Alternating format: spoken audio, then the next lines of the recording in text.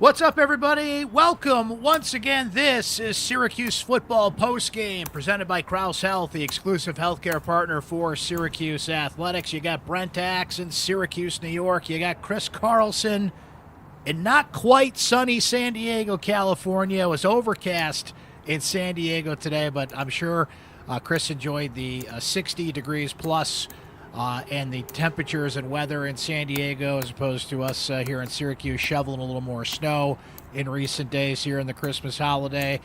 Syracuse goes to San Diego and takes down Washington State in the Holiday Bowl 52-35. That was the highest score Syracuse has put up in a bowl game ever, topping 41 points by Donovan McNabb and company in the Gator Bowl in 1996.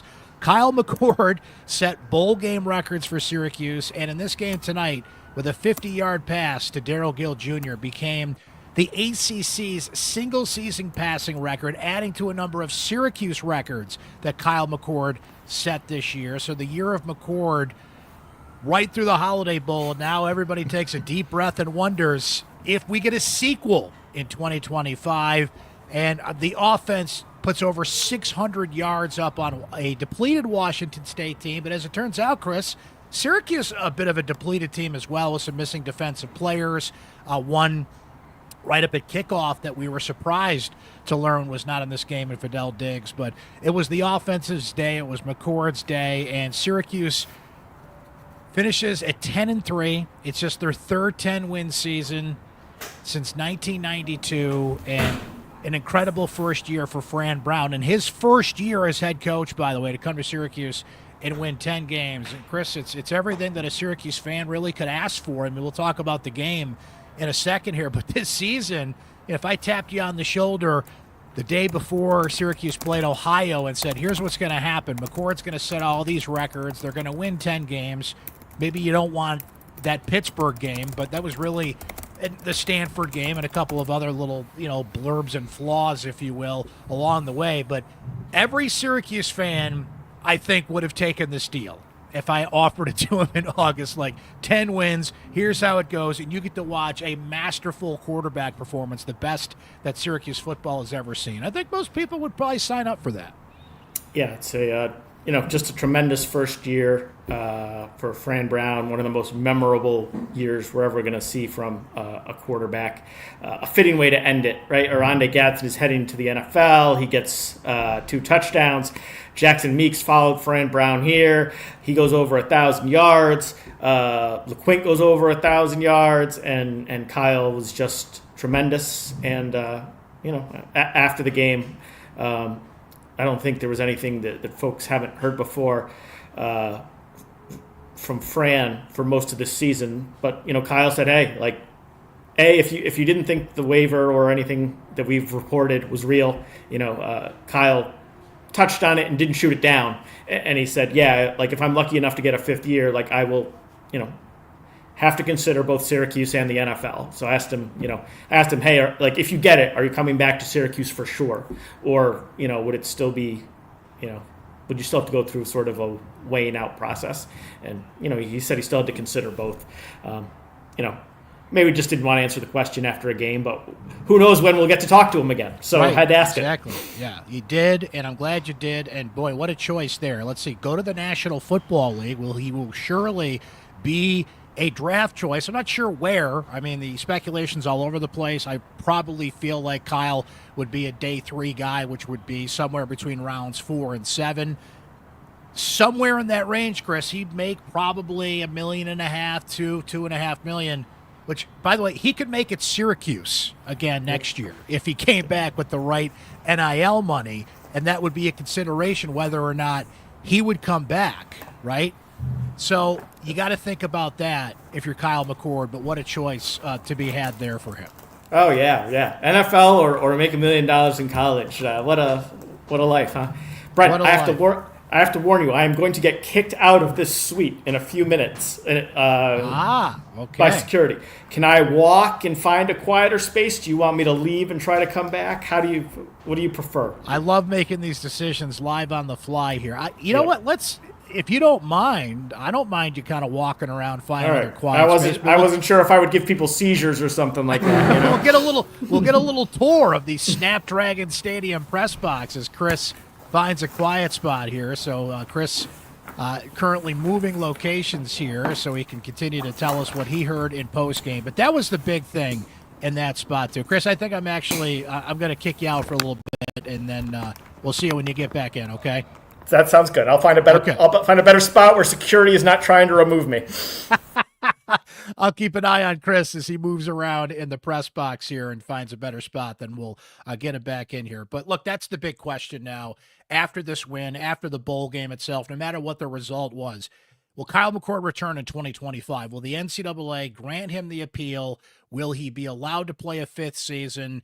And remember, it is an appeal. He has already tried to get that fifth-year waiver.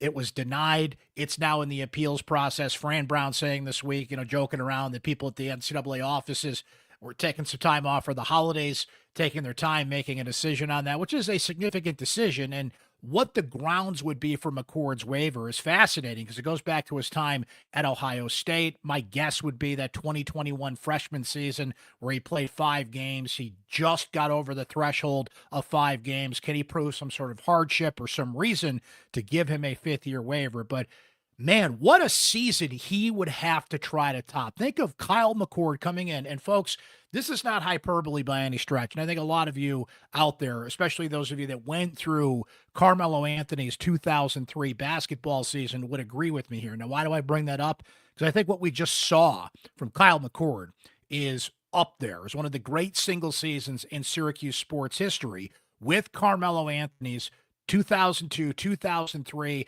national championship run with Syracuse basketball. I mean, it's hard to top that one and done. McCord did not win a championship. He won a Holiday Bowl. But the records that he set, Syracuse single season passing record, ACC single season passing record, bowl records, 29 touchdowns, single season record for Syracuse. It was unequivocally the best single season for a Syracuse quarterback ever. And it puts McCord on the Mount Rushmore of the best Syracuse quarterbacks out there. We've had that discussion. Who else gets there on Mount Rushmore with him? Certainly you have to have Donovan McNabb out there. You have to have, I think, Donnie McPherson on there. And then you kind of quibble, does Eric Dungy get that 4th spot? Does a Marvin Graves get that 4th spot? There's some good names and some good candidates for it. And, we'll have those discussions in the future. But Kyle McCord is unequivocally now on that list. As Fran Brown comes in, brings in Little League Kyle, this kid he knew in New Jersey Pop Warner football, to take over, and all the hand-wringing about the transfer portal, and Joel Clapp brought this up on the Fox broadcast of the Holiday Bowl. Look, the transfer portal can work. You can find the right spot. And Kyle McCord lost 1 game at Ohio State last year, basically gets kicked out of Ohio State, comes to Syracuse, and puts together one of the greatest individual seasons ever. So if McCord does not come back, what he has done and what Fran Brown has done and has established, we all know how tough that schedule is going to be for Syracuse in 2025 as well, with Tennessee, Clemson on the road, SMU on the road, Miami on the road. Syracuse plays Notre Dame next year, not at the Dome. Even your Dome schedule, 2 teams that beat Syracuse this year, Boston College and Pitt. Bill Belichick in North Carolina. Duke went 9-3 this year. They come to the Dome. That is as tough as the schedule as you are going to find in college football next year. It's the portal era, and provided those teams are what they were this year or close to it. But 11 of 12 Syracuse opponents in 2025 made a bowl game, right? So that schedule is going to be as tough as any as we've seen. McCord setting that standard and sending the message out there that you can come to Syracuse, have this kind of season, and have the kind of profile that can send you to the National Football League. Now, the future of the quarterback position would be interesting, no matter who it is. Syracuse, as I reported, brought an LSU transfer quarterback, Ricky Collins Jr., who, by the way, was on the sideline at the Holiday Bowl for Syracuse. He was in sweats, and he's been participating in some bowl game practices leading up to the Holiday Bowl. But you have Ricky Collins Jr., you have Jakari Williams at the quarterback position, plus Luke Carney and Henry Beelan, who you're bringing in as freshmen. It'd be hard to hand the keys to a freshman with that kind of schedule next year. But to have McCord come back and face those opponents that Syracuse has on the slate in 2025 and try and top one of the greatest seasons Syracuse has ever had. I mean, every great movie deserves a sequel. And if we get that with McCord, everybody would take that deal. But what Syracuse was able to get from Kyle McCord in this season were video game numbers. They're cartoonish in a way. It's one of the great seasons we've ever seen. And we saw it again tonight. 453 yards, 5 touchdowns in this game for the Orange. I think we got Chris back, ready to participate here. Chris, you got a spot where security can't boot you from the premises here for a few minutes? I'm sitting crisscross applesauce on a cement floor on one of the concourses. So, but it appears as if the place is deserted. So I don't think we're going to have like vacuums and any insane noise. But if you do have to boot me again, I understand. We appreciate you taking the sacrifice and sitting on the hard concrete floor of the Snapdragon Stadium in the bowels there of the stadium. Chris, I was just saying it though. Kyle McCord said it to you in that postgame about the options he has for next year. And if he does come back next year, I mean, every great movie deserves a sequel, but holy moly, how does he top all the records and everything that he did in 24? I'd love to see him try, don't get me wrong, but really, I think the best addition for Syracuse for McCord coming back in 2025 would be an established quarterback against what's going to be one of the harder schedules we've seen Syracuse play in recent memory. It is going to be hard to begrudge him whatever his choice is if he has that choice, right? Like I don't think he can put up the numbers that he did this year again against that schedule. And he's not going to have Arondé Gadsden, and he's not going to have Jackson Meeks, who turned into a really tremendous, reliable receiver. He's going to be placing a lot more defensive lines, that might be able to get quick pressure on him, which is something he just excelled at this year. So if there's a chance that his value is at its peak, right? And it is going to be hard to top this and get a better stage heading into the NFL. But it would also be really cool to try to get a team that gave him a chance to go to the college football playoffs. There's certainly a guarantee probably. There's a guaranteed amount of money that he probably wouldn't have in the NFL that he can get through NIL. And, the idea of being big man on campus versus probably being a backup to start his career in the NFL. He's a guy that loves to play. They've talked about his competitiveness all year. So, do you want to get paid and play, or do you want to, go to the NFL and maybe back up? I think those are two good obviously two good options. And I think he could reasonably go either way, right? Like a reasonable person could pick either one of those routes. Chris, McCord was the story of the season. He was the story of this game as the offensive MVP. But out there in San Diego at Snapdragon Stadium, what were some of the other things that really stood out to you in this 52-35 win Syracuse had over Washington State? I thought Jaleel Martin's interception was pretty cool. He's a guy that played 6 defensive snaps the entire year, according to Pro Football Focus. And then because Syracuse lost all their defensive backs, he started and played the whole game. He had some rough moments, and Washington State certainly played well on offense and moved the ball. So I'm not going to tell you that Jaleel Martin became a star, but Syracuse was up 2 scores when he had the interception, and that was sort of lights out for Washington State at that point. So that's a cool play for a guy that has not gotten a whole lot of shine for Syracuse this year. And Fran talked afterwards. It is one of the things that I've heard about their practices, and we don't get to see it a lot. But he talked about how their practices, they get so many reps. And we heard that with Dino Babers too. But we've heard from players this year, I think, that it's even more. They have multiple fields going sometimes in order to get guys as many reps in practice as possible. It's how they keep guys engaged. It's how they build their depth. It's how they build the idea of competition. And Fran sort of attributed Jaleel's ability to make that play after being so low on the depth chart all year and barely playing to that style of practice. I think it's a sign, sort of that right. We've seen a lot of signs that what Fran's doing is working, and I think that's another one. We're in the portal era, and Fran Brown has to rebuild his team. It's been interesting, though, Chris. Now, Jaden Bellamy not out there tonight. Jaden Gold not out there tonight. They both transferred to the same school, as a matter of fact, becoming teammates once again at UCF. The injuries, Fidel Diggs was a transfer that was brought in, made a major impact on defense. Couldn't go tonight due to a lower body injury, right? So, look, it just goes to show you, in the portal era, you got to find the right guys. And Syracuse just had more hits than they had misses in the portal. They only had 10 guys go in the portal.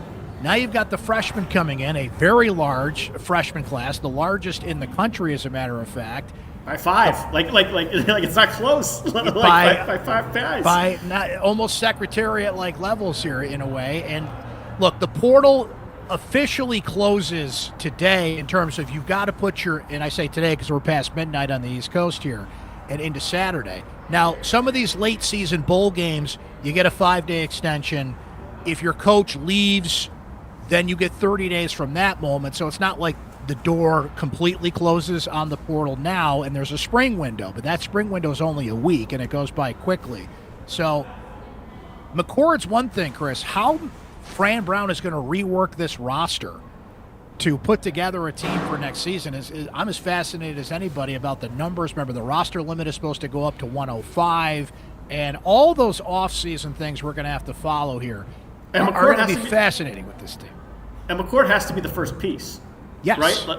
He is like an NFL starting quarterback in terms of like the amount of your salary cap that you're going to have to devote to him. Like the percentage of their NIL money to pay him, they're going to, if they don't have him, they're going to have so much more money freed up. But you can't spend it until you know if he's coming back or not. So, that's, Fran downplayed at the first press conference the idea that this uncertainty was a problem for him. But I don't see how it can't complicate things. Yeah, and how it's it can't the linchpin for everything. Maybe that could, if LeQuint Allen, who told Fox in a post-game interview that he's going to meet with Fran on Tuesday to determine his future, maybe that gets him back if he knows he's got enough of the NIL piece of the pie to come back and obviously to play with McCord next year. I mean, think about this, Chris. Either you have one of the most established quarterbacks in college football in the spring, or you have a quarterback competition in the spring, right? They brought in Ricky Collins Jr. and nobody with experience, at least that we know of. Now they brought in Ricky, but he doesn't have enough experience. Jakari Williams doesn't have enough experience. Michael Johnson Jr. does not. Nobody on that roster, including the 2 freshmen they're bringing in, has enough experience. So it's a game changer in so many ways. And I brought up LeQuint Allen, Chris. I mean, you brought up Meeks. He goes over 1,000 yards for the season. Huge game. Darrell Gill Jr., what a favorite target he became of McCord. The 50-yard pass that McCord had to him gets him over the record. What a cool way to set a record. What a cool way to set a record, right? Needs 50 yards, throws a 50-yard pass. I mean, it was great to see.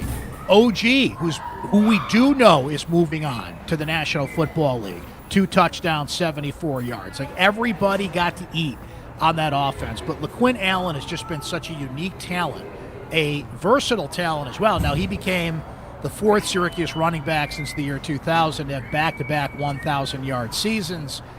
He's an important piece, too. If Fran Brown, basically don't let him leave the room without committing to coming back in 2025 if you're going to give him the chance to talk to him coming up on Tuesday. So all the pieces for 2025 will be fascinating to watch, and we saw so many of them on the field tonight having huge days and just kind of representing the huge seasons they had for Syracuse in 2024. Chris, on that note, I think we're going to let you go from Snapdragon Stadium. Thank you for your coverage from San Diego, and thank you so much for your coverage all season long, all your hard work. Enjoyed working with you and seeing your fingertips with the smoke coming off of them and all the work that you put in. And thanks for all your insight on the pod here as well. We've got a lot to do here in the off season, but Take a bow, my friend. I appreciate the hard work you did this season covering this football team. Well, thanks. Hope the concourse wasn't too loud, and I will see you all from a more comfortable chair pretty soon. There he goes. Chris Carlson. Crisscross applesauce in the bowels of Snapdragon Stadium, finding ways to contribute to the post-game show here. And boy, while we're on the subject there, Chris just busted his butt this season and did an incredible job. And of course, we miss our friend Emily Liker, who's now covering the Minnesota Vikings. We had Emily leave with, a couple games to go in the season because she got that amazing opportunity to go work in Minnesota. Chris stepped right in on the beat, traveling, going to San Diego, just on it from all season long in his contributions and really stepped up when Emily left. So thank you, Chris, for that. We really do appreciate that. A couple more things from this game. As much as Kyle McCord dominated, LeQuint Allen dominated, and the offense was terrific. 606 total yards in this game. There were a couple boo-boos, okay? And they can't go without being mentioned. Look, the defense all year long has been opportunistic. Chris brought up that interception by Jaleel, right? Opportunistic play, makes it early fourth quarter, gives McCord the ball back, he scores. I was really impressed with Washington State and Zevi Eckhouse coming in these circumstances. John Mateer for Washington State was one of the best quarterbacks in the country this year. Had 29 touchdowns, as McCord did. Transfers to Oklahoma. We heard all about all the transfers that Washington State had, including so many key players. But they came to play. They scored first. They had a 66-yard touchdown in the first half. Now, the final score was 52-35 because Washington State just had so many holes on defense. They could not stop McCord in this offense, and that's what cost them in this game. But Eckhouse, who came to Washington State from Bryant and pushed Mateer in that quarterback competition before Mateer eventually won out and became the better quarterback there, as we saw this season, he was not intimidated by the moment. He was finding open receivers. His mobility is something that Syracuse's defense struggled with. But, as we mentioned, Elijah Clark had another huge interception. Syracuse gets a 94-yard drive out of that. 4th and 2 play. And a trio of Syracuse defenders, including Anwar Sparrow, by the way, who was in the portal. But Fran Brown saying this week he's confident that Sparrow's going to come back for Syracuse in 2025 and take his name out of the portal. So we'll keep our eyes on that one. But a trio of defenders on a huge 4th and 2 stop Washington State.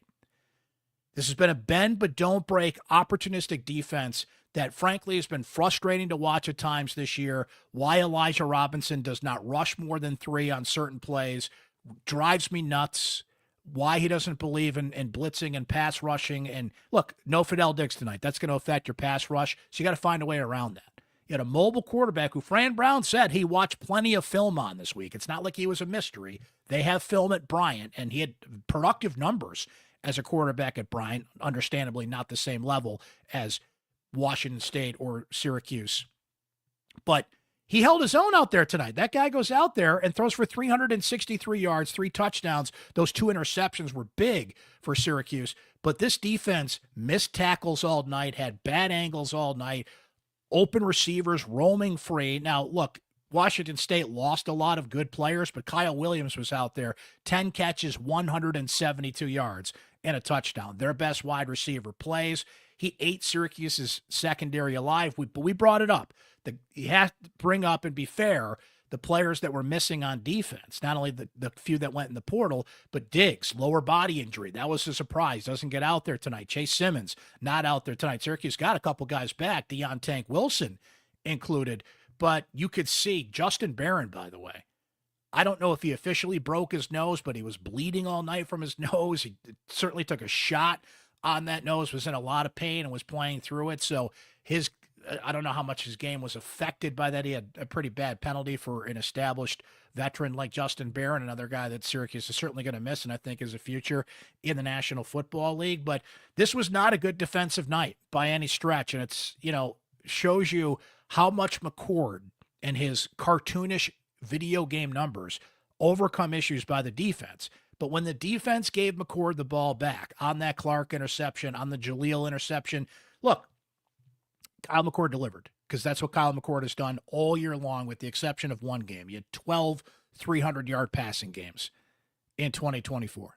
Pitt being the one exception to that, right? That anomaly. It just turned out to be this blip on the radar for what was a phenomenal season for Kyle McCord in 2024. Defense had his issues against a quarterback, mind you, who had not played all year, but you had a sense of who he was, and they were missing some other key offensive players. Their starting running back was out. Their second best receiver was out. They had a couple offensive linemen missing. So for Washington State to do that, that was a little distressing. And it was another bad night for special teams. They bookended that from the start of the season to the end of the season. Washington State blocks a punt, returns it for a touchdown. Shades of that UNLV game when UNLV did it twice, something about going out west, causes Syracuse punts to be blocked for touchdowns. Missed a field goal. Now, Jackson Kennedy made a field goal later to put some points on the board, which mattered, but missed a field goal, kicked a kickoff out of bounds. How about Fran Brown and Jeff Nixon Jeff Nixon, who was just, what more could you ask for from an offensive coordinator in the offense he designed for McCord this year? But they got very aggressive earlier in the game, going for two. Early, Jackson Kennedy takes it, hits the pylon, but as it turns out, he stepped out of bounds. It was just another rough night for special teams. A special teams unit that seemed to shake off some of its issues, but more often than not was a liability for Syracuse, left points on the board, and just made it that much harder for Syracuse to succeed. Went through three kickers this year. Brady Denneberg is transferred out. He's now in Minnesota. Syracuse brought in Trip Woody, heck of a name there, by the way, from Iowa, a kicker who did not get on the field this year for Iowa, but looks to be a solid addition at that position for the Orange, and they need to shore it up. So, look, I don't believe that Fran Brown is going to fire James Villano, the special teams coordinator, but the scrutiny that will be on that unit to clean up in the offseason is going to be heavy. So that just goes to show you just how darn good the offense was, not only in this game, but all year. What having a franchise quarterback, and I'm going to say it, even though it's college football, Kyle McCord is the college football equivalent of a franchise quarterback, and all those weapons on offense does for a team that, let's face it, had its issues on defense all year long, and a special teams unit that did more to hurt the team than help the team generally. Okay. Were there some positives on special teams this year for Jackson Kennedy to shore up that kicking job after it was all over the place? Trevor Pena had some good kick returns. There were moments. Okay, how about my boy? You seen Willis out there tonight? Huh? Nice kick return for him. But for the most part, special teams was a liability, and that showed itself in this game. But look, all told, you win 10 games, even with those things, with defense and special teams being, I'll use the word leaky as they were, everyone will take it because Kyle McCord and that Syracuse offense was that darn good. Jeff Nixon was that good of a coach, and Syracuse just, it goes to show you when you have a special talent like that. And I'm not just talking about McCord, a guy like LeQuint Allen. Jackson Meeks, they called him Special Teams Meeks, goes over 1,000 yards this season, coming in from Georgia. Pena, the emergence of Darrell Gill Jr. OG, who's going to be drafted in a few months. Allen as a passing threat. A few other guys, we didn't see Zede Haynes. That's a question, going into the offseason, what his status is. His name is not in the portal. He didn't play in this game, but is he going to return to Syracuse next season? What his status is as he went through some personal issues during the season. But all the weapons that McCord had, and look, that offensive line had its struggles at times this year, but locked it down when it mattered most. And it all was capped with this huge win in the Holiday Bowl. But in that 10-win season, think of the win over Miami at the end of the year, knocks them out of the ACC championship game, knocks them essentially out of the college football playoff, the showdown between McCord and Cam Ward. Okay. For all of the attention that Cam Ward got, Heisman votes, first team awards, and he deserves all that, by the way. Cam Ward might be the first pick in the upcoming NFL draft. So I'm not here to knock Cam Ward by any stretch of the imagination. But you know who is now the ACC's single season passing leader, it's not him. It's Kyle McCord, right? So now we wait. We wait to see what the NCAA is going to do, if they're going to grant McCord another year, or if Syracuse, as we said, either has a franchise quarterback coming off a record-setting season in the spring, or they have a quarterback competition. That's a big difference, especially with, as Fran Brown has put it, what he wants his quarterback to be, and what McCord was able to accomplish this year, was he was second in command, gave him the keys. Talked about it again in the post-game interviews on Fox during the eggnog celebration, which, by the way, we learned Fran Brown, allergic to eggs, can't do the what has become. So what they do at the Holiday Bowl, for those of you not familiar, is they like to dump eggnog on the winning coach. Well, Fran's allergic to eggs, so he could not go through with that celebration. Instead, he took the bucket, the Gatorade bucket, and threw it on his team in the post-game celebration there. So that was fun to see, right? So, and we learned something new about Fran Brown, allergic to eggs. Who knew, right? So, look, McCord overcomes so many of those problems and put together one of the great seasons we've ever seen at Syracuse. And now that decision, we mentioned the portal closes on December 28th. In terms of, as long as your name is in the portal by the 28th, and again, we brought up certain extensions and deadlines that teams get, but it's starting to close, right? Now you take a breath, and Fran said this was the start of the 2025 season. And it all hinges on the decision of an appeals committee from the NCAA. And by the way, as McCord said tonight, even if he gets that 5th year of eligibility, this is not automatic. It's an option. They wanted to know what their choices are. If he gets the waiver, he's going to decide between that or pursuing the National Football League. Remember, he is committed to play in the East-West Shrine Bowl on January 30th, about a month from today. If he plays in that game, his college eligibility is up. He has until February 7th to decide whether to pull his name out of the NFL draft.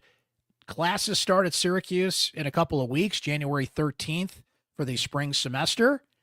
He's got to be registered for classes. Yeah, he's all this money talk at NIL. You still have to be a, air quotes, student athlete and find some classes to register for. So there's a lot of deadlines coming up and some signs of whether or not he'll be back. And so much hinges from that going forward. But look, Syracuse has a lot of players in the secondary they have to replace, not only through the portal, but through recruiting. Syracuse, as Fran likes to say, big people beat up little people. Still has to pick up some offensive linemen. Still has to pick up some defensive linemen. Got to go grab a couple receivers. Jackson Meeks moves on. OG moves on. Right? Trevor Pena is coming back next year and will be a captain for this team, as Fran Brown has noted.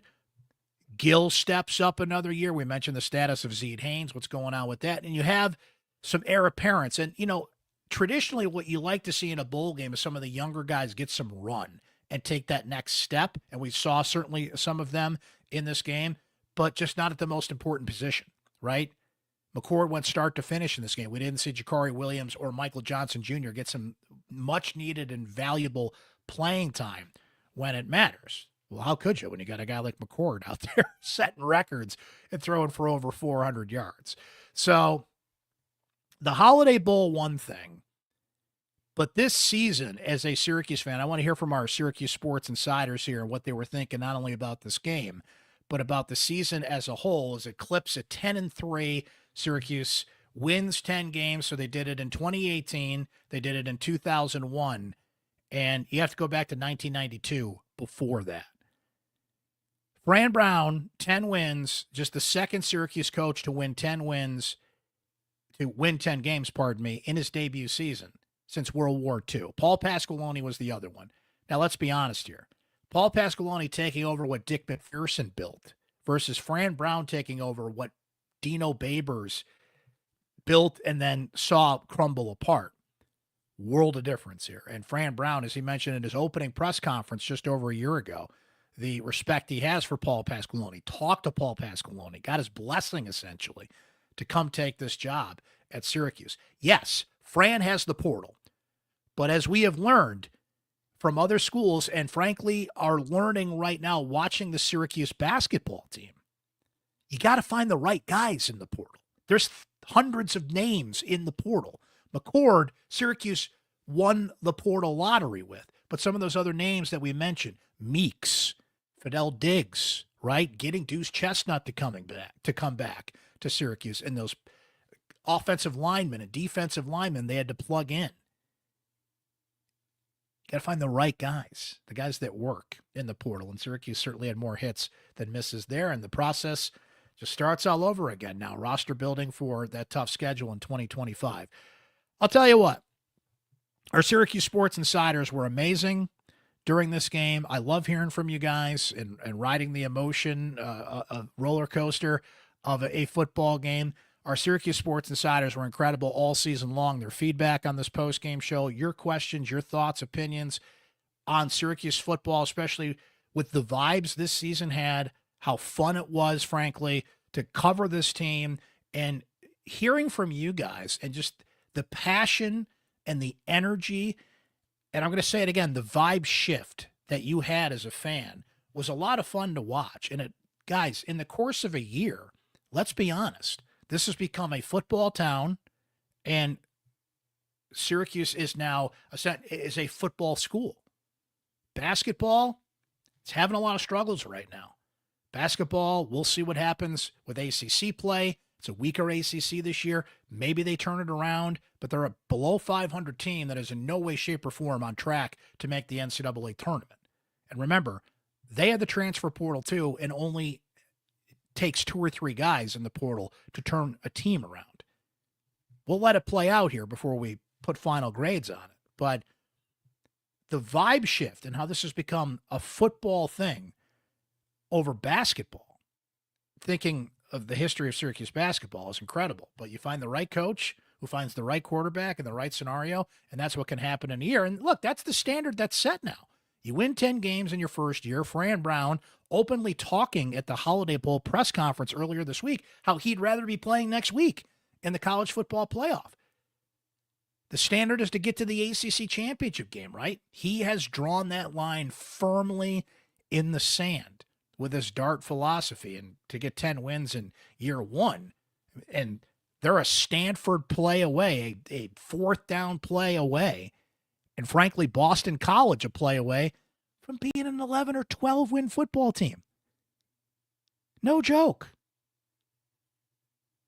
See what our Syracuse sports insiders had to say about that, this season, and this game. And we would love for you to become a Syracuse sports insider if you haven't already. You could try it free. What a great way to celebrate the new year. Try it free for a couple weeks. What a great New Year's resolution. I'm going to try being a Syracuse sports insider. And after 2 weeks, it's just $3.99 a month. After that, join subtext.com/Syracuse Sports to get on board, or you can text the word orange to 315-847-3895. Hope all of our Syracuse sports insiders had an amazing Christmas holiday. Looking forward to the new year. Happy Hanukkah to those of you out there as well that celebrate Hanukkah. And you guys were fired up during this game, including John P. Is Kyle McCord the greatest quarterback in Syracuse history? I know he's on the Mount Rushmore, but what he's done for Syracuse this year is even beyond what I imagine. Now, I think that's a different question, John. Kyle McCord unequivocally had the best season in Syracuse football history for a quarterback, and one of the best seasons anybody's ever had. Is he the best Syracuse quarterback ever? I'm still giving that to Donovan McNabb. Donovan McNabb was the number 2 pick in the draft, and I don't think I have to give you his resume. But Kyle McCord is on Mount Rushmore and had the greatest single season of any quarterback, not only in Syracuse history, but in terms of yards, anyway, in ACC history, and now owns a whole bunch of records, both regular season and bowl game for Syracuse. He is in his own unique category. He's the greatest Syracuse quarterback ever. He's in the conversation. Is Carmelo Anthony the greatest Syracuse basketball player ever? He's in the conversation, even though he only played here 1 year, right? Lacey says, I am so looking forward to Syracuse and Coach Fran winning a national championship. That's how fired up Syracuse football fans are. Talking openly about championships, right?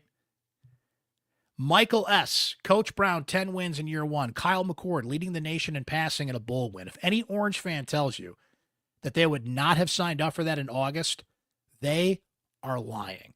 From my guy, Randy H. What a season.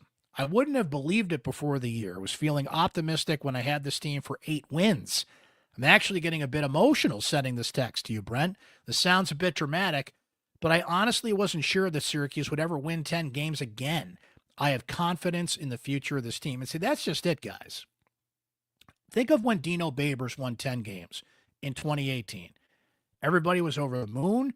You had a natural heir apparent going from Eric Dungy to Tommy DeVito. Things seemed to be on the right track. People pushed for a Dino Babers extension. He got that extension, which they just finished paying out, by the way. And people were feeling pretty good about where the program was. It took him 3 seasons to get there. Fran Brown, year 1, 10 wins. Now, obviously, he has the portal and some things NIL-wise to his advantage that Dino Babers did not in 2018. But this does feel like the standard has been set, and Fran knows how to use the portal. They're going to go out there and ask for that NIL money, and people have never been more willing to give it up. Think of the businesses and the former players and the alums and the money people you need. This is the strike when the iron's hot, right?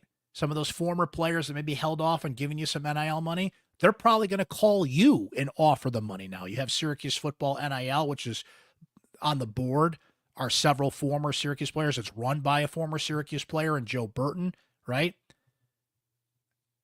Start knocking on doors tomorrow, guys. Start making those phone calls and those texts tomorrow, because in order to maintain this and maintain the standard that Fran Brown has set, it's going to take that NIL cash. Now, how long they got to keep doing this and how long this NIL thing can sustain itself, that's a whole different conversation. For now, you got to keep it up. And Fran Brown showed you the formula this year.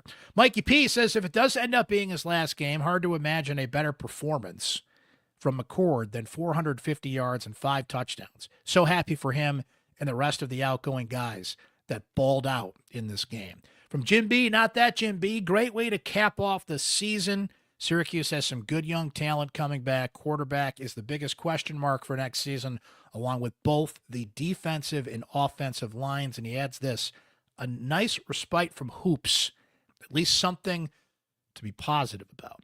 From one of our new Syracuse sports insiders, great to have Matt G on board. He says it's a tough decision for Kyle. He has some hurdles to jump over to get another year of NCAA eligibility. He will very likely make more money playing in college football rather than being a second or third rounder, given the fandom for college football versus the NFL. Is that crazy that the vast majority of players will make more money? It's not. It's really not.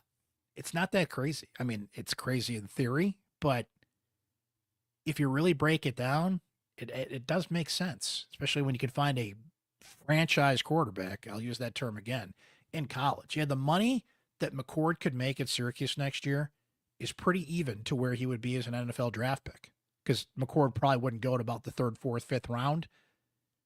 Money's about even. It's crazy in that sense, but that's how quickly this thing's evolved.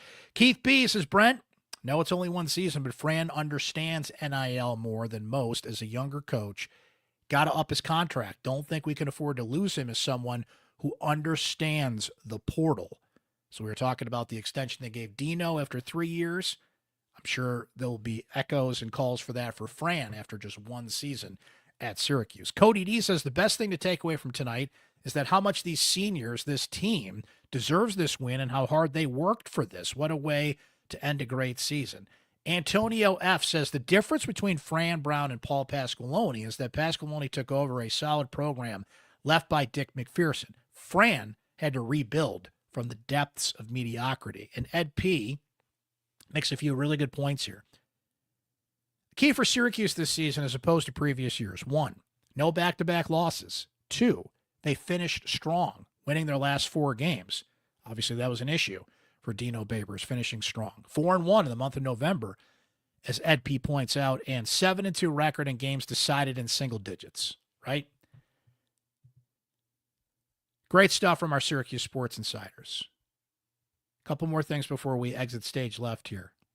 It's been great to hear from them all year, and I'm as curious as anybody what Rock and Ron had to say about the Holiday Bowl victory and the 2024 season ending on 10 wins. It's go to the secret voicemail line. Hear what Rock and Ron had to say about this one. Hey, Brent, Rock and Ron in Florida.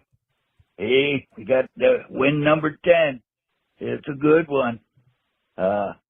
Just want to say it was a fun game. Not going to beat up on the offense or the defense, but I'd like to start off with saying congratulations to our man Kyle McCord for breaking a single season yardage record. And now we kind of can sit back and wait to see if he'll get another year of eligibility. But if he don't, we'll make it. And Fran, we trust. And if he does, we're going to have some fun. Anyways, we'll keep an eye on the new recruits coming in. And speaking of that, what recruits we have now that's going to stay or leave. And we'll watch the new recruits practice this spring in the spring games and stay together and do some more chatting here.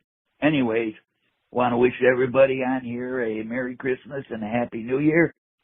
And it's a privilege to be part of your podcast, Brent. And shout out to you and Chris and next to Emily, even she's not there at the moment, but she's in our thoughts. And until then, later. The one and only Rock and Ron, folks. Kind words there from Ron, and right back at you, my friend. Love having you be a part of this podcast, and I get asked a lot, what's the secret voicemail line? Not everybody gets a secret voicemail line, but Rock and Ron does, and amazing phone calls all season long from Rock and Ron, and we love having you be a Syracuse Sports Insider and texting as well, and appreciate adding such a unique voice to this podcast. And Rock and Ron brought up something there that I want to bring up before we exit here on this, hard to believe, our last football podcast of the year. Not that we're going to certainly be sitting around for the next few months with the portal and the seemingly non-existent offseason in college football, with the biggest story in Syracuse being, of course, whether Kyle McCord comes back for another season or not. But just we're going to be on it through the offseason, and it'll be spring football before you know it, as Rock and Ron brought up there. But thank you so much to our Syracuse Sports Insiders and those of you that listen to our podcast, certainly our post-game shows. We had a lot of West Coast games this year, a lot of very late nights on the East Coast. And you know, I look at the numbers and the number of people that are even streaming this right now live, and that's the beauty of the internet. No matter what time it is, it's a good time somewhere to watch or listen to a podcast. But thank you for just taking the time to be here after every Syracuse football game. Thank you for taking the time to be a Syracuse Sports Insider and send us your great questions. And look, this season of football was incredible, and we're going to be doing some follow-up pods, and there'll be plenty of time to kind of, look back on what was an incredible 10-win season for Syracuse. But look, nothing is going to top our Las Vegas trip. And that, I'm getting emotional thinking about it, that meetup we had in Vegas at the Rock House. Emily and I walked in there thinking there'd be like 30 people there. And by the way, if there were 30 people there, I would have been thrilled with that. But that's not how you guys do it. Syracuse Sports Insiders step up their game. Over 100 people were there, and we were overwhelmed from all the people we got to talk to and to hear your stories about why you're a Syracuse fan and the games you've been to and the experiences that you've had and why you follow this team and the nice words that you had for us in the work that we do. I will never forget that. I am so appreciative of that. So thank you for that memory from this season and what was an incredible season. And guys, it's not lost on me the privilege it is to do this job and how lucky I am to have this job. And it makes the hard work we put in so worth it when we get to hear from our insiders who simply thank us for the job that we do. But that's one thing, to get those text messages, to get to meet and see so many of you in Las Vegas this year. I'll never forget that. So hopefully bigger and better things to come in 2025 on that front. But Thank you so much for that. I just cannot thank you enough. As we transition into basketball, and we'll see if they can pick things up. But look, we'll be there. We'll be doing the basketball post-game shows and texting along on our Syracuse Sports Insider text line. Of course, writing on syracuse.com, because that's what we do, and it's a privilege to do it. And just thank you so much for all your support this year. It means the world. Ron brought it up.